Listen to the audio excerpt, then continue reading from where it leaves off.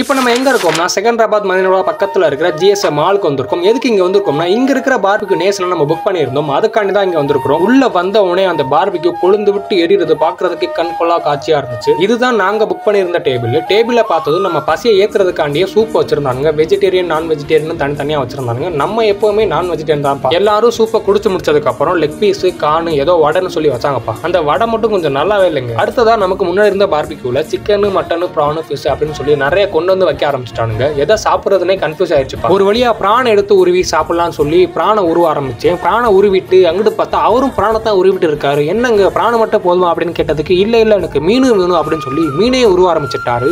நல்லா தாங்க போயிட்டு இருந்துச்சு. திடீர்னு நம்ம கிட்ட வந்து மதுபானங்களை கொண்டு வந்து நீட்டினாரு. நமக்கு அப்படின்னா என்னன்னே தெரியாது அப்படின்னு சொல்லி அவரை அனுப்பிவிட்டோம். ஸ்டார்டிங்ல குடிச்சதை சாப்பிட்டு முடிச்சதுக்கு அப்புறம் அன்லிமிடெட் பஃபெட்டுக்கு கிளம்பியாச்சுங்க. என்னென்ன இருக்குன்னு சொல்லி பார்க்கலாம். நம்மளால தூங்கி பார்த்துட்டு இருந்தாரு. நான் போய் பார்க்கும்போது முதல்ல மட்டன் வச்சிருந்தானுங்க. அப்பாடா மட்டனை சாப்பிட்டு 6 மாசத்துக்கு மேல இருக்கும். ஒரு பொடி பிடிச்சிடலான்னு சொல்லி மட்டன் அள்ளி இறக்கிட்டேன். பக்கத்திலேயே ஃபிஷ் கிரேவி சிக்கன் கிரேவின்னு வச்சிருந்தானுங்க. நான் அதுல இருக்க சிக்கன் கிரேவி எடுக்காம ஃபிஷ் கிரேவியை மட்டும் எடுத்துக்கிட்டேன். அதுக்கப்புறம் குக்கும்பர் தண்ணி பழம் அப்புறம் வந்து முளைக்கட்டிய தானியங்கள் வச்சிருந்தானுங்க. நல்லாவே இருந்துச்சு. கூடவே அப்பளமும் வச்சிருந்தாங்க. இந்த தாடி வச்சவர் இன்னைக்குன்னு பார்த்து நான் நான்வெஜ் சாப்பிட மாட்டேன் அப்படின்னு சொல்லி அடம் முடிச்சிட்டு இருந்தாரு. ஆனா நம்ம ராகுல் நாளா சாப்பிடுப்பா அப்படின்னு சொல்லி மண்டை ஆட்டினாருப்பா. அப்படின்னு சொல்லிட்டு இன்னொரு பக்கம் போய் பார்த்தா இவர் தண்ணி பழம் பப்பாளி பழம் அப்படின்னு சொல்லி அள்ளி இறக்கிட்டு இருந்தாரு. அப்புறம் என்ன சாப்பிடலாம் அப்படின்னு சொல்லி சுத்திட்டு இருக்கும்போது திடீர்னு குலோப் ஜாமுன் திறந்தாங்கப்பா. பார்க்கவே கண்கொள்ளா காட்சியா இருந்துச்சு. நானும் 2-3 எடுத்து வாயில போட்டு கூட ஆனா ரொம்பவே ஸ்வீட்டா இருந்துச்சுப்பா. திடீர்னு கூட வந்த ராகுல் மறைஞ்சிட்டாரு. எங்கன்னு பார்த்தா அங்கிட்டு ஓரமா உட்காந்து பிரியாணியை தள்ளிட்டு இருக்காரு. இந்த பக்கம் வந்து பார்த்தா சில பல கேக்குகளை வச்சிருந்தாருங்க. சாக்லேட் கேக்கு, ஸ்ட்ராபெரி கேக்கு, வெனிலா கேக்கு அப்படின்னு சொல்லி எல்லாத்தையும் எடுத்து ஒன்னு வச்சுக்கிட்டோம். அப்ப ஏதோ ஜல்லி மாதிரி இருந்துச்சு, அதையும் எடுத்து வச்சுக்கிட்டோம். என்னத்தான் இருந்தாலும் சாப்பிட்டு பார்ப்போம் அப்படின்னு சொல்லி அப்புறம் சில பல வகைகளை எடுத்து உள்ள திணிக்க ஆரம்பிச்சிட்டோம். நம்ம ராகுல் பிரியாணி எங்க எடுத்தாருன்னு பார்த்தா இங்கதான் எடுத்திருக்காரு. பாத்தீங்களா பிரியாணி இந்த ஹைதராபாத்னாலே பிரியாணி ஃபேமஸ் தான்ப்பா. அடுத்ததா சில பல குளிர் பானங்களை ஆர்டர் பண்ணி குடிக்க ஆரம்பிச்சிட்டோம். நான் குடிக்கிறது மேங்கோ ஜுலாவ் அப்படிங்கிற ஒரு பானம். ஆனா கொஞ்சம் புளிப்பு தாங்க அதிகமா இருந்துச்சு.